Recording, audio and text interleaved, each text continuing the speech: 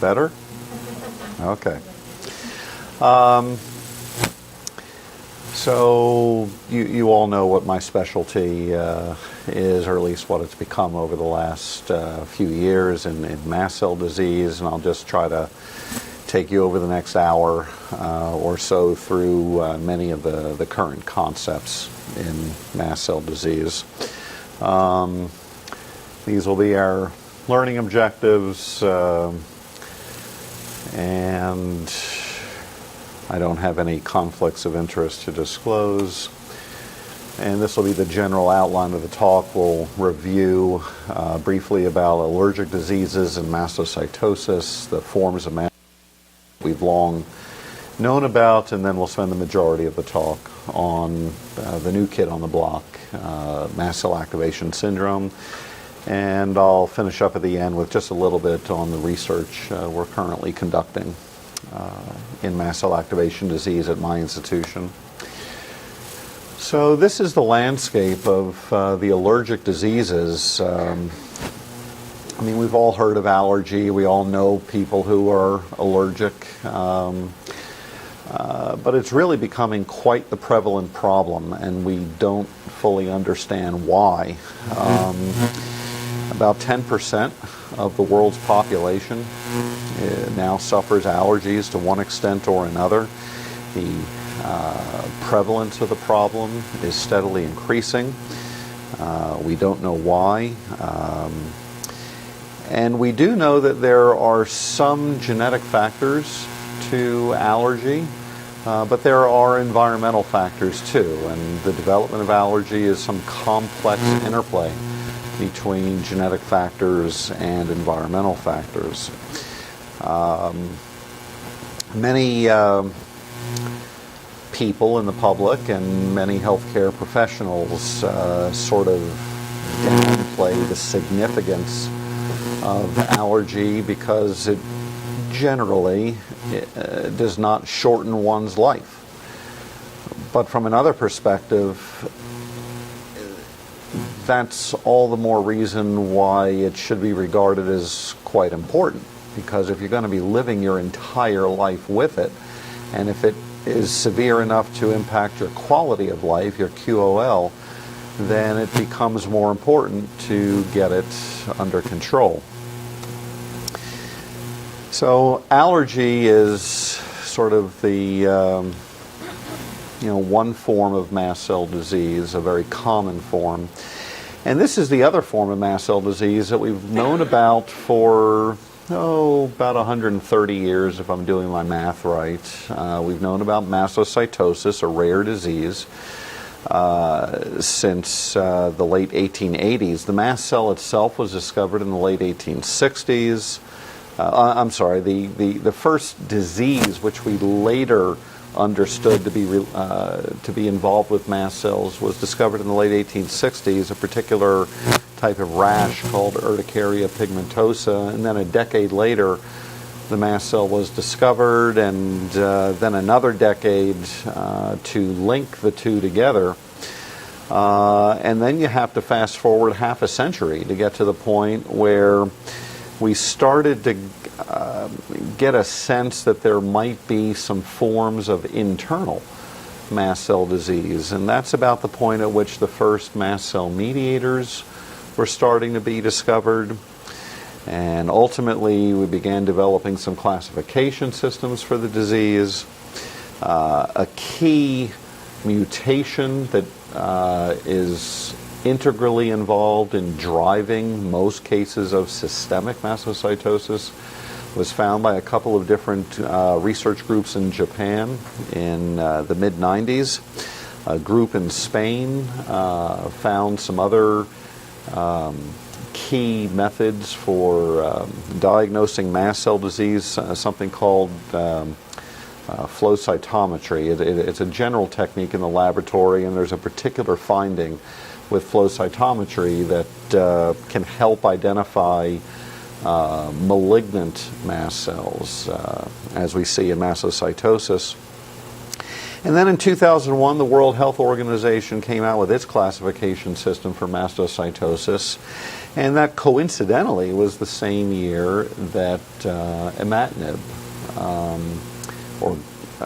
its brand name Gleevec, became available. It of course was developed originally for a type of leukemia called chronic myeloid leukemia, but some smart people soon figured out that it was useful in a particular small subpopulation of patients with mastocytosis. The great majority of patients with systemic mastocytosis are not going to respond to imatinib because they have that KIT D816V mutation, which renders somebody usually resistant to imatinib, but there's a small subpopulation of the patients with systemic mastocytosis who don't have that mutation, and those patients seem to be the ones who respond quite nicely to imatinib.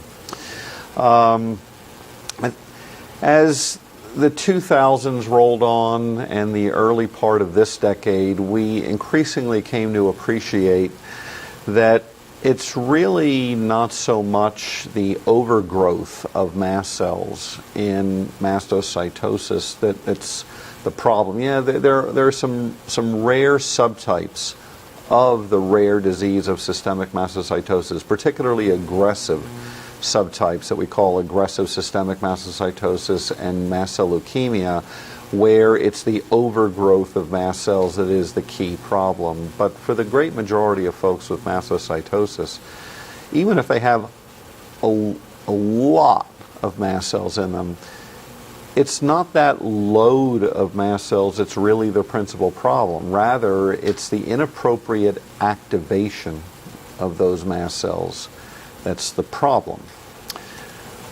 So this is the spectrum of mast cell disease we've known for a long time, this mountain, in which allergies and anaphylaxis comprise the largest portion of the mountain. Again, about 20% of the general population is known to have allergy of one fashion or another. About 10% of the population has another form of benign mast cell disease called urticarias and angioedema. And then there's the rare disease of mastocytosis in its cutaneous forms and its systemic forms. Cutaneous forms actually are tenfold more common than systemic forms, to give you a sense of just how rare systemic mastocytosis is. So the whole mountain here features inappropriate activation of the mast cells, but it's only the mastocytosis portion of the mountain that additionally features inappropriate growth or proliferation of the mast cells. So that's what we've known for a long time. So let's talk further about this new concept of mast cell activation disease. We didn't used to call it that. We just called it mast cell disease. Well, now we're calling it mast cell activation disease, and that's just to remind ourselves in each patient that first and foremost, the fundamental problem in this disease is inappropriate activation of the mast cells. So in 1991, a couple of very bright doctors at Vanderbilt University, Jack Roberts and John Oates, were the first to publish just the hypothesis that there ought to be a disease principally featuring inappropriate mast cell activation. Hadn't found any cases yet, not that they knew of, but it kind of made sense that if there was disease of inappropriate mast cell activation causing allergy and urticarias and angioedema, and if there was disease of inappropriate proliferation of the mast cell called mastocytosis, there ought to be other disease featuring other consequences of mast cell activation but which doesn't feature the inappropriate proliferation of the mast cell that defines mastocytosis. So that hypothesis was first published in 91. And you have to fast forward 16 years before you find the first case reports in the literature of what we now call mast cell activation syndrome. And some of those cases had the KIT D816V mutation, which made it kind of confusing as to how do they have that mutation, and yet they clearly were not cases of mastocytosis. So it's kind of confusing back then. But we also, very importantly, back in 2007, had the first study of a small group, about 17 patients with mast cell activation syndrome, in which a very careful genetic analysis had been done of the key mast cell regulatory gene called KIT. And while every other researcher had long since gotten used to doing special genetic testing in their mastocytosis patients that looks specifically for the D816V mutation, which is a very, it is just one particular mutation in this very long string of DNA, the gene for KIT. But all the testing that was being done up to that point was just looking for the mutation at the 816th spot, the D816V mutation. Well, there was a research group at the University of Bonn, and they said, wait a second here, what we're seeing in these mast cell activation patients is a wide range of mast cell misbehavior, and we're not seeing the D816V mutation in these patients. So maybe what's going on, since the KIT gene is so integral to the regulation of mast cell activity, maybe there are other mutations in the KIT gene. And so the folks in Bonn did the hard work. They didn't have available back then some of the modern genetic sequencing technologies we have available today. It's really been remarkable how quickly all that technology has been advancing. So they had to do some pretty hard work to sequence the full KIT gene in each of their mast cell activation patients. And what they remarkably found was a huge range of mutations in the KIT gene in their different patients. And it was different mutations in different patients, implying that the different mutations were causing KIT to malfunction in different ways in different patients, and that's what led to different patterns of mast cell misbehavior in different patients.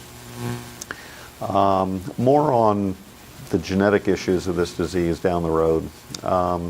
Meanwhile, in 2008, and since then, we have begun to identify that it's not just KIT, which is the principal regulatory gene in the mast cell that is mutated in mast cell disease. It turns out there's a whole bevy of other mast cell regulatory genes that are commonly mutated in various fashions in different folks with mastocytosis.